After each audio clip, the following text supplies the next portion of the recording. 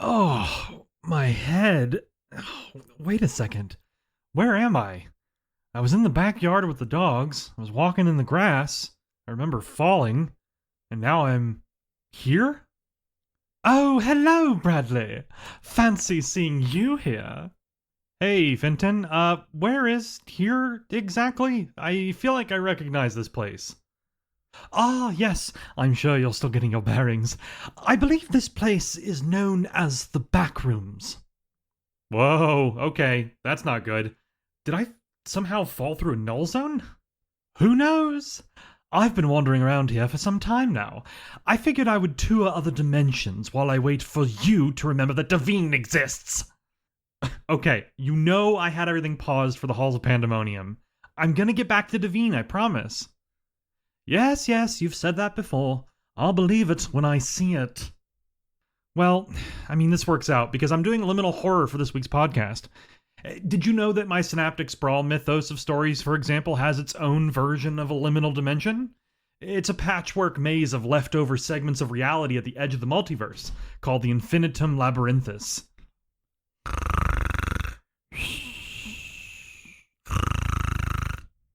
Finton, did you seriously fall asleep just now? It wasn't even that much lore.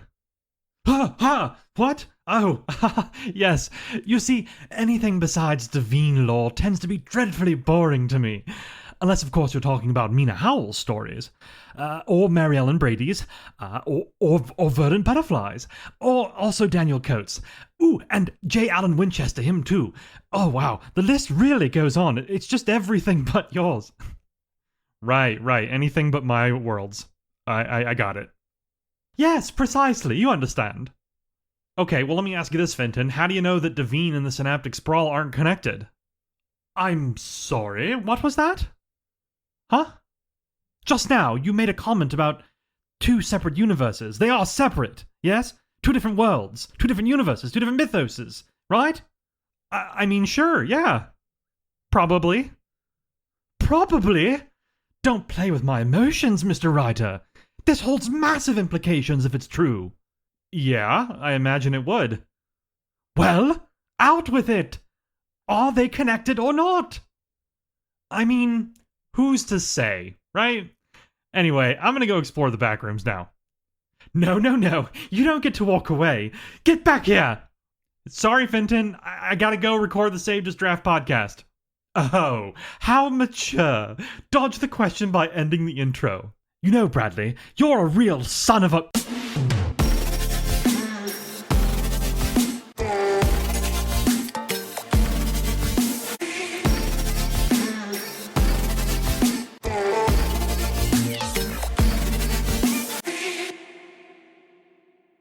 Whoa, okay, I think I lost him. Hello, everyone, and welcome to episode 73 of the Saved as Draft podcast. You know, it still boggles my mind that we're up to that many episodes. But hey, we're back to our usual setup this week, for the most part, now that the Halls of Pandemonium challenge is concluded and the winners have been announced. Before I dive into this week's episode, though, I've got two pretty cool announcements from around the community that I wanted to share. The first is that friend of the show, Hallie Jules, is hosting a writing prompt challenge for her upcoming birthday. You have until June 18th to submit if you're interested. All the details can be found in the show notes where I'll link over to her description of the prompt and the challenge. I'm hoping to submit something myself as well. I love it when writers do this. The other announcement that I wanted to share from this past week is a new 400 subscriber special video published by Novaheart, who was our community spotlight last week. Novaheart has some really cool news to share in addition to celebrating 400 subscribers, so I won't spoil it here, but I highly recommend checking it out. It's a very fun video, a lot of great updates, and like I said, a very cool announcement as well, but not going to spoil it here. I'll include a link to the video in the show notes as well, so check that as well as Hallie Jules' event going on here, because trust me, both of these things are something you'll want to check out. And now, for today's episode, we'll start things off with this week's Community Spotlight, followed by our weekly shoutouts, handpicked from my Tuesday subscriber chat thread, and then after that, we'll visit this week's writing discussion topic to talk about what you all had to say about liminal horror as a genre. Really excited for that one. And then, we'll wrap things up with a look at next week on Substack, so a pretty cut and dry episode. Let's dive right in and start with this week's Community Spotlight.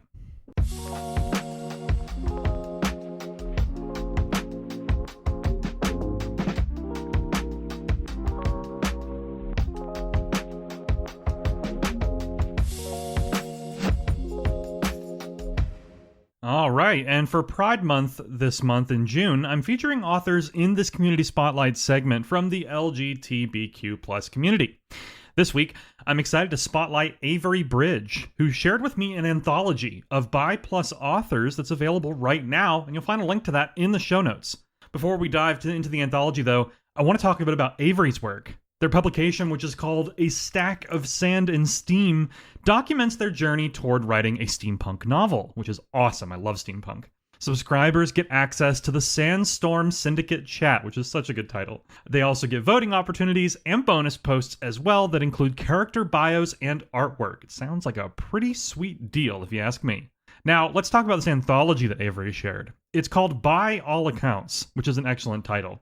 Avery is featured in here alongside numerous other authors, and it includes stories, poems, and essays as well, so there's something for everyone. I'll be picking up a copy of my own for sure, and you should too. You'll find a link to purchase the anthology in the show notes, as well as links to both Avery's profile and the profile of the publisher who put the anthology together. Thank you again to Avery for sharing this wonderful collection with me so I could feature it here on the show during Pride Month. And I hope everyone's having a great month so far. Next up, we'll dive into this week's shoutouts, but first, a quick word from this week's sponsor. Today's episode of the Saved as Draft podcast is sponsored by Nature Calls Summer, the upcoming second book in the Nature Calls series by author J. Allen Winchester.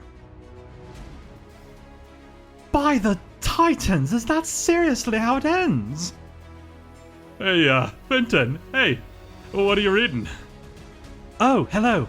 I am reading Nature Calls Spring by J. Allen Winchester. I'm getting ready for the second book in the series. I'm very excited.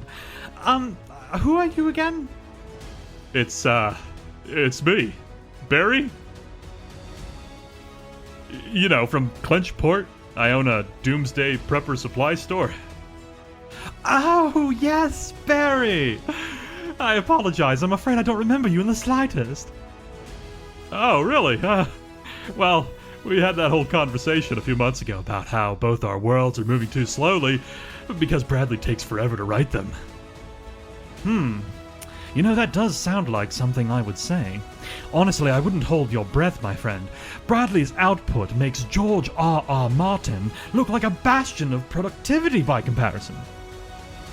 Yeah. Maybe I should pick up some other books in the meantime while I wait. Fantastic idea. Yeah, why not take this one? I just finished reading it. Oh, really? Of course.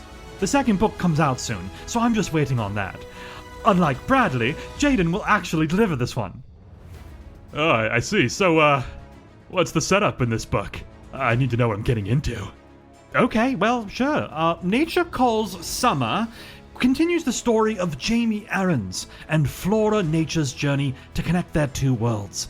You see, after stopping Fauna and Flash's plan to frighten Flora home, spoilers, Jamie has begun to express herself the closer she grows to Flora and the elements, and she's been looking forward to visiting Flora's home, Boyan, the Island of Winds. Oh, wow. Huh. Okay. Color me intrigued. Oh, you think that's good? We're just getting started, my friend. 4 hours later.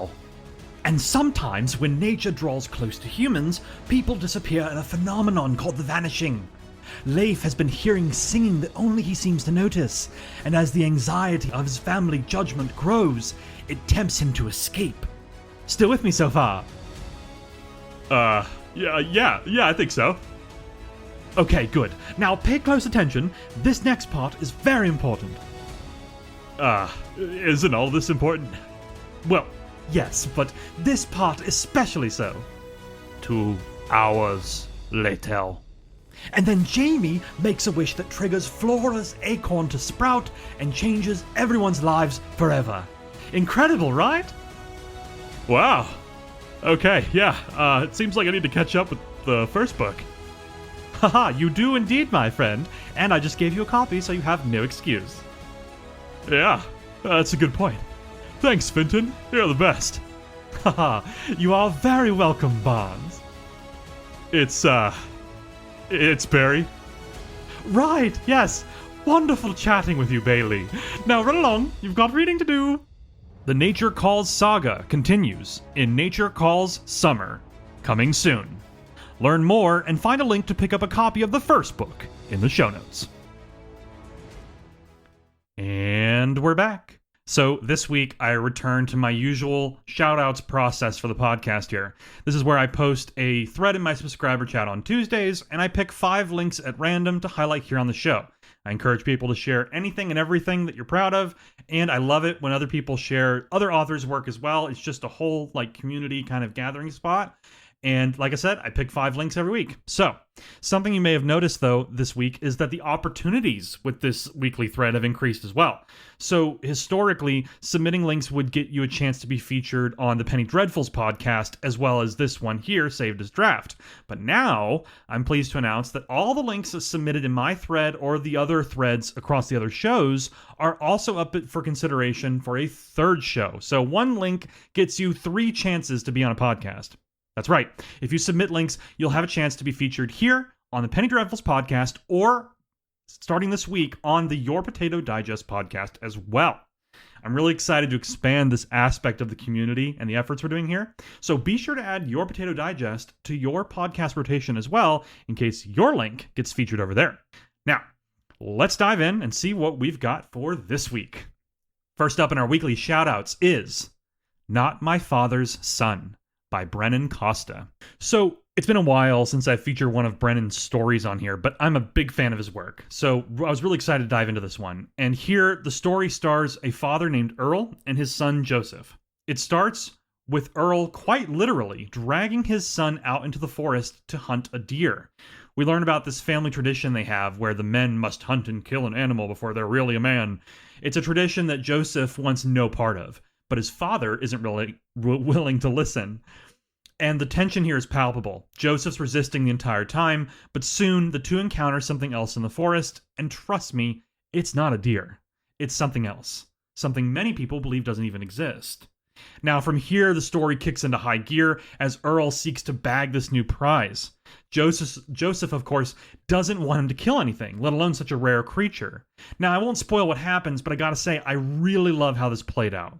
It's masterful writing on Brennan's part, and it has a satisfying ending as well. It's another winner from an author who always posts excellent work. Let's check out an excerpt so you can see what I mean. Can we turn back, Dad? Joseph hesitated, sounding smaller than the squirrels that scurried around them.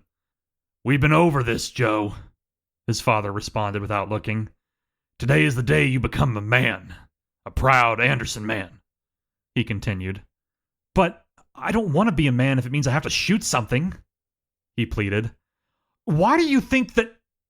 His cheeks stung and turned a deep red as the back of his father's hand worked across his face. Joseph winced and dropped forward onto the palms of his hands. They scraped on the mossy rocks under him. Enough, he hissed, louder now through the grit of his yellowing teeth. I won't have you disrespecting me or the traditions of this family again. He was looking down at him now. He spit a wad of chewing tobacco past Joseph, spittle spraying his cheeks as it passed by. Joseph retreated back onto his knees, brushing away tears from his eyes before his father noticed. Just then, something walked into the clearing ahead of them. His father stiffened, adjusting the scope on the hunting rifle. There he is, Joe, he whispered, fixated on the animal in the distance. So good. I love the tension, even just in that excerpt there. It's a great story. Next up this week is The Sable Mirror by Sarah da Encarnacio. This is a beautiful poem that combines structure and meter with absolutely stunning word choice as well. The result is something that feels timeless and ethereal. It's a work of art in every sense of the word, and a story that feels like it's been passed down through the ages. And as with any great poem, it's what lies between the lines that really shines through here. This piece explores the concept that a place could recognize us before we recognize it.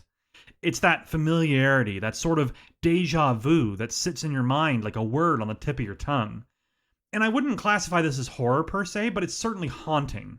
There's a deep atmosphere to the piece, and that comes back to the technical aspects on display here, along with that great word choice, like I said. Now, I'll be honest with you, I don't think I could ever write something this elegant, which is why I'm so impressed. Sarah did a fantastic job, so let's check out an excerpt. Then comes upon me, slow and solemn, not a terror but a wonder, born of memory, dream, and grief commingled into one. As distant music through a forest mingles echoes, fainter under the gathering shades of evening, till their separate being is gone. And while I gaze into the waters underneath the moonlight wan, it seems that I have stood there often, not in this life alone, in ages long forgotten, underneath the selfsame moon that shone upon those ancient hills before the histories of men began. And that's just one stanza there. You gotta check this one out. It's really great work. And remember, links to all these in the show notes. Our third shout out this week is Another Request for Time Off by Jennifer Jorgensen. Now, my friends, it has been a while since I featured one of Jen's stories here on the show, but I gotta remind you all, in case you're not already a fan of her work, that her work lives rent-free in my head. She never disappoints. It's always fun, she has crazy cool premises, and she always sees them through over the course of her stories. And it's amazing to see an author, just have so much range like Jennifer does. And one thing I have to call out here is how Jennifer's stories always offer up a really great hook right at the beginning. It's those unique premises that I mentioned. Her ability to grab your attention within the first few lines should honestly be studied. And in this case, right at the beginning, we find out that our protagonist works for Hades and they've requested time off over 700,000 times without success. It's a great opener. And it turns out that our protagonist here is in fact Charon, the ferryman of the dead.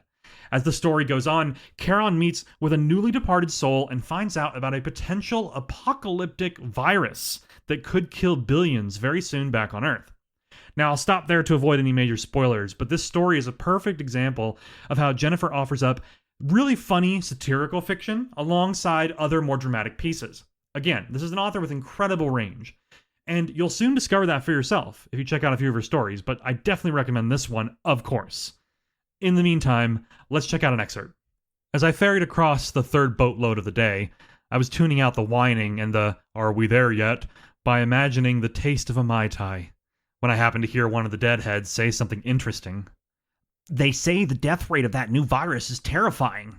We may have missed the worst of it by dying now, orated the blood-covered man in the white lab coat. His glasses were askew, in part because he seemed to be missing an ear. His entrails were dangling limply from his opened gut like sad sausages, and his arm ended just below the elbow. "What happened to you?" I asked him in my deepest, most sonorous voice. It scares the tourists, which makes them more likely to listen and respond, rather than complaining about how they weren't supposed to be here. The guy looked down at himself, his glasses almost sliding off his scratched-up nose, before he pushed them back into place. He shook his head sadly and said, "It was Edna. You wouldn't think a woman named Edna could be dangerous, but the virus turns them ultra-violent. She came at me with a butter knife, then started using her teeth." "Virus?" I asked. "What virus?" The lab coat made a soft, wet sound as something shifted unpleasantly in the abdomen. "The new one we made." "How new?" New, like brand new. I stopped rowing as I considered this. We drifted silently across smooth black water, and the souls in the boat went utterly quiet. They always do when I stop rowing. There are very few things more unsettling to the recently deceased than the sudden absence of progress. "How many?" I asked. "How many what?" "How many will die? Was it just you and this Edna?" The lab man blinked at me in confusion. I don't know. Probably everyone, or close to it." Fantastic work. It's a really good story. Definitely check that one out. Like I said, Jennifer never ever misses. Our fourth shout out this week is Selket Hara by Mary Ellen Brady. This was a piece for one of Hazel Allen's prompts, and in this case, the inspiration is an excerpt from Edgar Allan Poe. And what I love here is how Mary Ellen worked in aspects of that inspiration while also expanding it and keeping the style cohesive throughout. It's one thing to adopt another author's style, but to then weave it into your own without showing any of the seams, that right there takes true skill. It's also impossible here, for me at least, to spot where Poe's influence ends and Mary Ellen's genius begins. And beyond that, I have to applaud the exceptional dialogue here. The sarcasm and humor is exquisite. In particular, the way our 3,000-year-old mummy character wakes up and immediately commands the attention of the room is hilarious. It's a fast-paced piece that ends on quite the intriguing note. Like much of Mary Ellen's work, I find myself secretly hoping for a sequel or a series. She often does that. Let's check out an excerpt. Morally and physically, figuratively and literally, the effect was electric. The larger of the two figures opened her eyes, a slow, deliberate unveiling, the way a judge lifts her gaze before sentencing. Dark eyes swept the room with the efficient contempt that catalogued exactly how many fools stood before her. The smaller figure, no larger than a child's toy, wrapped in its own diminutive linen, tucked against the larger one's side, also opened its eyes. Two small, black, unreasonably steady eyes that fixed upon Dr. Ponnonner with an expression that made him step backward into Mr. Buckingham. No one in the room spoke. It was perhaps the first silence that chamber had known all evening. The larger figure, she whom the cartouche identified as Selket Hara, purifier of the western lands, servant of the scorpion goddess, sat upright, with slow, deliberate grace. She looked down at her unwrapped hands. Then she looked at the linen in disarray around her. Selket Hara turned to her companion. Something passed between them. Communication of two ancient beings. Selket Hara spoke first. Her voice did not creak or rasp as Dr. Ponnonner had hoped. It was low and carried the quality of a pronouncement rather than a greeting. She spoke in Egyptian. Mr. Glidden, who prided himself enormously on his facility with the language, went the color of old papyrus. She says, he managed, after a moment, that she wishes to know. That is to say. I am aware, said Selket Hara, in English that carried 3,000 years of patience ground down to its sharpest edge, that you speak this tongue. I have been listening to you butcher my own language for the better part of an hour. I chose to spare you the embarrassment of Mr. Glidden's translation. So good. I love it. Remember, find links to all these in the show notes. It's another winner this week. And our final shout-out this week is Gods, Ghosts, and Ghastly Fanfiction Disasters by Hallie Jules. This was for Day 8's Halls of Pandemonium prompt, which asked for a blend of 3 genres in one story. Hallie's piece here combines mythological fantasy, paranormal mystery, and comedy/satire, which is quite the impressive feat. According to Hallie, this also includes a hint at her next novel in progress as well. Hallie manages to integrate the other genres into her signature comedic wit by setting the stage for various exhibits to be presented during a meeting of the gods. It's a clever setup that allows us to move in and out of other genres without confusing or disorienting the reader. And the driving force here, of course, is Hallie's signature dialogue. The way she packs comedic timing and personality into every spoken line is amazing as always. I take notes from her work all the time when I'm trying to write up my own skits for the podcast here, or the scripts for my horror comedy Clenchboard series that's upcoming. So let's check out an excerpt so you can see what's happening with this awesome story. The Mount Olympus conference room blends classic Greek architecture with top-of-the-line modern technology. Since it is the year of that other Lord, 2023, the Pantheon decided to get with the times. An ethereal figure swathed in a translucent black veil sits at the far end of the table of a gilded projector screen. We are just waiting on Hades, the figure, Moore, says, the voices of Clotho, Lachesis, and Atropos melding into one haunting monotone. Why does Hades need to be here? Zeus asks, reclining in his ergonomic swivel chair. Before Moore answers, the god of the underworld struts in like an emo philosophy professor who recently became hot on TikTok. His expression reads, I'd rather hang out with lost souls forever than attend another meeting that could have been an email. I see you're sporting the Jeff Goldblum look, Hades says, sliding into the chair next to his brother. Zeus ignores the jab. Again, why is he here? You shall see, Moore says, consulting their golden clipboard. Now that we are all present, it's time to discuss the Cedar Gap incident. They turn to the short, wild-haired daughter of Zeus. Helene? Yelena, she corrects, stroking her tortoise-shell cat. Moore sighs with all the weariness of a goddess trinity relegated to middle management. Your daughter still chooses to identify as a Russian. Hades snickers at Zeus. Yelena shrugs. It's my favorite accent. Yeah, she does what she wants. Zeus waves his hand. Moore slams the clipboard on the table. That is why we are here. Yelena has once again breached protocol, and the cat has once again failed to report it.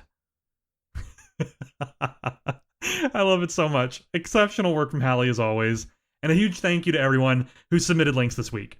Stay tuned for a new shoutouts thread this coming Tuesday in my subscriber chat. And now, next up is our weekly writing discussion, but first, a quick mindful moment. Hey there. This is Chill Bradley, here with this week's mindful moment. Here's a quote to consider. I will love the light, for it shows me the way. Yet I will endure the darkness, for it shows me the stars. Og Mandino. I saw this quote earlier in the week, and I immediately shared it on Substack. I feel like this quote perfectly answers the question we all ask ourselves when things get hard, which, of course, is, what's the point? And it's true. I feel like the last 5 years of my life has been moments of peace, surrounded by constant storms. The last month in particular, as you all know, really pushed me to my limits. In those moments, I find myself asking, why do I keep going? What's the point of all this pain and suffering if it just leads to more pain and suffering? But when my mind is clear for a moment, I realize that that's not the right way to look at it. Our quote here says exactly why it's worth it to keep going, because even in the darkness, you can still see the stars. And in fact, you can only see the stars in the darkness. The good times, the bad times, everything in between, all of them offer something if you're able to pause, take a breath, and look for it. We struggle and we suffer. Yes, it's part of being human. But we come out stronger when that storm passes. And in those moments of peace, we learn to be present. And even when it seems like everything's falling apart, we have to remember that this too shall pass. There are very few things in this life that are guaranteed, but change is certainly one of them. So remember, this moment, whatever you're going through, it isn't forever. Nothing stays the same forever. Just give it another day. You might be surprised how much things can change in just 24 hours. And in the meantime, know that I'll be rooting for you, as always. Thanks for listening. Back to the show. All right, and we're back. It's time to check out the responses to this week's writing discussion. I open this thread every Wednesday in my subscriber chat, and this week I wanted to talk about writing liminal horror, since I just saw the new Backrooms movie from A24. And for those who may not be familiar, when I say liminal horror, I mean stories set in places that are abandoned or places that are designed to be transition points from one location to another. So think empty malls, hotel hallways, stairwells, abandoned offices, stuff like that. When you find yourself trapped in a place that was always meant to be temporary, it can be unsettling. It's similar to the uncanny valley. Your mind knows that something's not quite right, but you can't put your finger on it because everything looks relatively correct. And this is why the Backrooms as a concept is so successful, in my opinion. What if there was a place outside our reality that went on nearly forever and seemed to just barely mimic locations in the real world? That's the question this internet lore asks, and of course it also asks, what would happen if something else was in there with you? In fact, before we dive into our discussion, I wanted to read the text from the original post that kicked off the entire Backrooms lore on the internet. It was a comment paired with a liminal space photo. The comment reads, "If you're not careful and you no-clip out of reality in the wrong areas, you'll end up in the Backrooms, where it's nothing but the stink of old, moist carpet, the madness of mono yellow, the endless background noise of fluorescent lights at maximum humbuzz, and approximately 600 million square miles of randomly segmented empty rooms to be trapped in.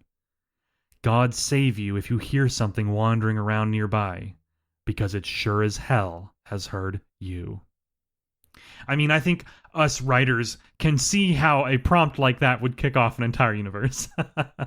That's a fantastic piece of microfiction in its own right. So now that we've set the stage, let's check out your answers this week. And you know the drill. If you take the time to respond, I'll take the time to read your answers on the show. So let's dive in and see what everyone had to say about writing liminal horror. First up, Hazel says, for liminal horror, I've always enjoyed the memeability of the post. Backrooms in particular did a fantastic job of adapting its roots as a meme and internet thingy into something pretty fun, though I felt the movie was predictable at times and the story a bit plain. Still, it was fun getting to watch it, and I appreciate some of the more unsettling aspects it provided, like feeling anxious most of the way through. So yeah, love the response here, and I encourage people, of course, to share their thoughts on the movie if they had seen it. And I'd like to share a few thoughts here too, because number one, I do love the memeability of it, right? And I know that the Backrooms has blown up into this whole thing. Now, for context here, the director of the recently released movie is a YouTuber whose channel I believe is called Kane Pixels. His real name is Kane Parsons. He's like 20 years old, and he was like 16 when he started doing Backrooms videos. And he essentially used Blender to create these very realistic environments for this found footage horror. And he started building out his own lore and mythos surrounding the Backrooms, and obviously, you know, this exists separately from all the other wikis and different communities that have their own lore when it comes to the Backrooms. But yes, so I initially kind of binged my way through all of Kane Parsons' videos, and those videos were really good about using found footage and analog horror to drop hints about the broader universe. And so the challenge I think that the movie faced here is that it was set in the same universe as all of his YouTube videos, but it had to be created in such a way where it could welcome people who weren't familiar with those videos, right? Like, it should be able to stand on its own. And I think, in general, it was a little too ambitious to try and pack all of this into a movie. I think, and I believe Kane has said this in some of his interviews, he envisions the Backrooms as like a TV series, and I think that would have been better, just because there is a lot to cover here and a lot of ways you could go with it. And so trying to pack that all into a movie is going to be difficult. Now, I like the movie a lot, and I agree that there was this kind of anxious atmosphere all the way through. The tension was excellent. And there were a few scenes that were just outright terrifying as well.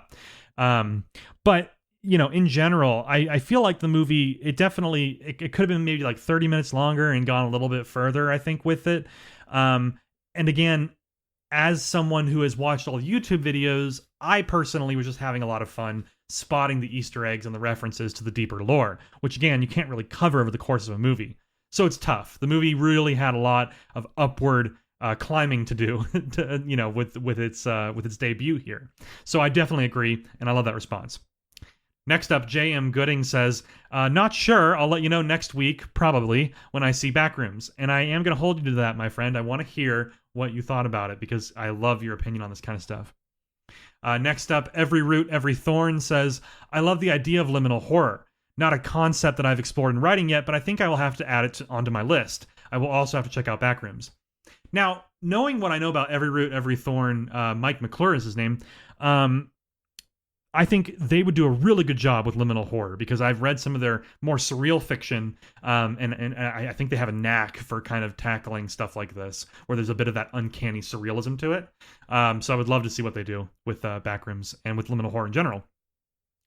Next up, Wendy Russell says, I think I prefer liminal horror to out-and-out gore. I find myself drawn to liminal spaces / seasons / times of the day because there's something of the bittersweet and wistful about them. They hurt more emotionally, if that makes sense. So writing that draws in the setting as part of the horror is appealing to me. Did we do a prompt in Flash Fiction February where we wrote horror based on a picture of liminal space? Something that haunts rather than terrorizes me is definitely preferable. So let me break this down real quick. Number one, I definitely agree with Wendy here in regards to the bittersweet and the wistfulness. I love that word choice there. That's one of the reasons why I love this liminal type stuff, because again, it's like these are places and things that are meant to be transitions, and what we're doing is we're stretching them out, and we're creating a space where you're constantly stuck in that transition, and that creates its own anxiety, right? And it does bring up these other emotions as well. So I love that she called that out. Now, to answer the second question here, there is absolutely a prompt from Flash Fiction February. I'm glad she brought it up. I partnered with an account here on Substack that I don't believe is active anymore, unfortunately, but she referred to herself as the Hallway Girl. Her name escapes me, but she would post pictures of liminal spaces. And so I reached out to her during Flash Fiction February earlier this year, and I asked her if I could use some of her photos as a prompt for the challenge. And she, of course, said yes. And so I ended up sharing, I think it was like 6 photos from her that she herself took, or she knew the people who took them. And I basically gave you those 6 liminal photos and asked you to write something about it. I actually myself did a poetry collection of 6 poems based on each of the photos called the Liminal 6, if you want to check that out. It was a really fun thing. And one of the first times I've actually written my own liminal horror. In any case, Wendy, you are spot on. That is something that happened in February. But yeah, great response here. All right, next up, J. Allen Winchester says, my brain is weird when it comes to horror. I'm still learning what counts because I've been told some of my stuff crosses into it when that wasn't the intention. That's what happens when you just write about what comes to you instead of thinking about it too hard. Liminal as a concept is interesting to me. Things that normally unsettle people don't always do that for me. On the flip side, I don't seek entertainment that has haunted my nightmares since I was a child, but that seems to be popular with many in my generation. Folklore, mythology, monsters, and the inner shadow are where I'm at. Open, quiet, abandoned, or even sterile spaces don't really affect me because my imagination just starts filling things in. So the few things I've read of it just felt like I was observing the character with sympathy. In writing, I don't have much experience, but I have written expanses of emptiness that made the characters concerned. I usually lean more into sensory deprivation or dampening, though. Silence isn't something I write as frightening normally. The characters must be uncomfortable at first. But I actually try to treat quiet as a good thing, a quieting of the noise to center and focus, unless it involves the arrival of something that scared away the sounds. I've lived that stuff, and boy, that was an adrenaline rush. Okay, fantastic response. I love it when Jaden comes in with these responses each week. So it's interesting. I had a conversation with Jaden earlier this week, actually, and we were kind of catching up, and we were talking a bit about how people have told him that some of his stuff strays into horror, and specifically cosmic horror. And I think it's interesting. I think in general, it's a good thing when genre lines become blurred. I think and this is just my opinion, of course, but I think, as Jaden said here, that's what happens when you write what comes to you instead of thinking about it too hard. That's kind of the space that I live in as well as a writer. And it's a space that I think more people should explore. I think you shouldn't be too stressed out about the hard line between fantasy and, sci-fi or horror or, I think it's good to mash things up. I think it's good to blur those lines. And so with Jaden here, I really like the kind of the twist on the liminal concept here, where the silence and the open space isn't necessarily a bad thing. In his opinion, it's not really scary. It's a canvas. It's a place where you can fill it in with your own imagination. And sometimes, as Jaden said, silence is a good thing. It's that moment of quiet and peace. That's a really interesting perspective on liminal horror. Because, again, I don't want to spoil anything from the movie here, but one thing that I loved about the Backrooms movie is that at one point it explored this concept with one of the characters, that the Backrooms, despite being a dangerous place, especially with the things that could potentially be in there, despite all of that, it's a space separate from the world that we know. And by extension, it's a quiet space most of the time before the danger shows up. And in that regard, it's almost like a shelter, right? For certain people who just want to get away from it all, it can be a paradise until, of course, it turns evil, right? And I love that. I love that because if I'm being honest, I'm someone who feels like I have to fight for even a second of peace in my chaotic life.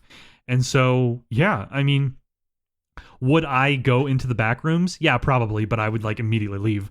But there is a part of me that likes to sort of, kind of let myself daydream about this infinite space that's just quiet, peaceful, right? That's pretty appealing. And so I love that. I love the layers of the themes there in the movie. Like I said, this is explored a little bit, but I don't want to spoil anything. In any case, fantastic answers this week. I know with liminal horror, I was kind of coming out of left field here, but I really love the responses, and I sincerely appreciate everyone kind of jumping in and sharing their thoughts. This was really, really fun. and I'm really glad I did it. So yeah, stay tuned for the next writing discussion thread on Wednesday this coming week. Don't know the topic yet. I usually come up with it at the last minute. A little behind the scenes there for you. Anyway, next up, we'll take a look at what's going on next week here on Substack before we wrap up the episode. All right, and so when it comes to next week on Substack, I'm going to be honest with you. I am still trying to get back into my normal routine after last month.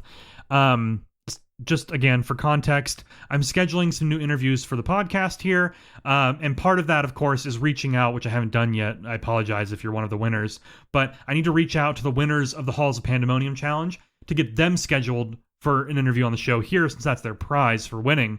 And I want to schedule those in such a way where we have about a week for members of the community to submit questions, because that's the special angle that those interviews will take for the winners. So I imagine that I'm going to focus on that this week, obviously, scheduling not only those interviews, but the other ones I have planned as well. And that's going to take up a good amount of time, if I'm being honest. That being said, I'm very excited for some of these new guests and some of the new stuff coming down the pipeline. And there might even be some familiar faces returning as well. So stay tuned for that. I'm also pleased to announce that the weekly power-up prompts are returning now that the challenge is concluded. So people who remember, power-up prompts are normally posted on Saturdays, but over the course of the last month, I moved the Saved as Draft podcast from Fridays to Saturdays. So I'm going to move the power-up prompts back a day as well, so there's some space there. That means that power-up prompts will start coming out on Sundays instead of Saturdays, which means that tomorrow will be the next one. And you'll have from Sunday until Friday night at midnight Eastern Standard Time to submit your stories. So a good chunk of time to take a look at the prompt and see what you think. And of course, for those unaware, power-up prompts offer you a setting, a character, and a conflict. So you're able to use any one of them or all three to essentially, quote-unquote, level up or power up your story. That's the idea there. I'm also going to be using Scriptorum to collect submissions for power-up prompts, much like I did during Halls of Pandemonium. So that means that I shouldn't miss anyone else's stories going forward. I know that's happened a few times. So, I will have, of course, very obvious kind of clickable buttons in the post there to head over to Scriptorum, and they will be linked, of course, to the submission form. Just a new element there, like I said, to keep things organized. But yeah, outside of that, next week, I'm going to try to pick back up my Mindful Monday checkpoint articles. I really like those. They're nice for me, and I know certain people in the community really enjoy them, so I hope you look forward to those coming back. This coming week, I'm also going to prioritize doing a story for Hallie Jewell's birthday prompt that I mentioned at the beginning of the show. And if you have time to check that out, I know she'd appreciate it. So, again, check the show notes. And yes, I'm going to address the elephant in the room here. I hear you all asking, alongside Finton earlier, when is Devine coming back? And of course, I hear other voices, J.M. Gooding, asking for updates on my novel, and others asking about Clenchport as well. Yeah, I have a lot of projects. These are all valid questions. The answer is that I'm figuring out how to get back on track with everything, but I'm also trying to really mindfully and intentionally stop and think about a schedule that makes sense and that is sustainable, because once I start these things back up, I want them to stay moving. That's the key. Now, is that impossible? Is there literally not enough time in the day? I mean, yes, maybe. I'm aware that that's a possibility, but I'm going to try anyway, and I'm going to try to get progress moving on all these things as quickly as possible, because at the end of the day, I'm stubborn like that. So stay tuned for updates on all those soon, my friends. And in the meantime, I'm wishing you all a safe and productive week of writing. This is Bradley Ramsey, signing off.